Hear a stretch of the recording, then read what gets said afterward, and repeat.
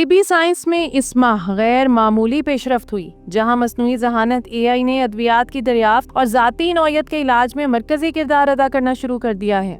2025 تک ایک اندازے کے مطابق 30% نئی ادویات کی دریافت AI کی مدد سے ہوگی۔ یہ نہ صرف ادویات کی دریافت کے وقت کو نمایاں طور پر کم کر رہا ہے، بلکہ ابتدائی مراحل میں لاگت کو بھی 25 سے 50% تک کم کر رہا ہے۔ AI اب صرف ڈیٹا کا تجزیہ کرنے کا آلہ نہیں، بلکہ یہ دوا سازی کے پورے عمل کو بنیادی طور پر تبدیل کر رہا ہے۔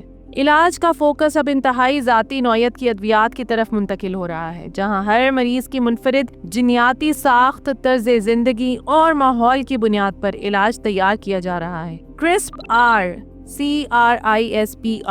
جیسی ٹیکنالوجیز جینیاتی خرابیوں کو درست کرنے کے لیے جین ایڈیٹنگ کو ممکن بنا رہی ہیں، جبکہ 3D پرنٹنگ میں ترقی سے مریض کے لیے مخصوص امپلانٹس تیار کیے جا رہے ہیں، جو سرجری کی درستگی کو بڑھا رہے ہیں اور صحت یابی کے وقت کو کم کر رہے ہیں۔ Brain computer interface BCI technology بھی تیزی سے ترقی کر رہی ہے، جو فالج زدہ افراد کو دوبارہ حرکت حاصل کرنے کی امید دے رہی ہے اور ممکنہ طور پر مستقبل میں بصارت یعنی دیکھنے کی حس، سماعت یعنی سننے کی حس اور یادداشت یعنی یاد رکھنے کی حس کی بحالی بھی ممکن ہو سکتی ہے۔ اس کے علاوہ AI سے چلنے والے ڈائگنوسٹک سسٹم بھی تیزی سے آگے بڑھ رہے ہیں۔ مائکروسافٹ کا MAIDXO سسٹم کمپلیکس طبی معاملات میں 85.5% درستگی حاصل کر چکا ہے، جو انسانی ڈاکٹروں سے 4 گنا زیادہ ہے۔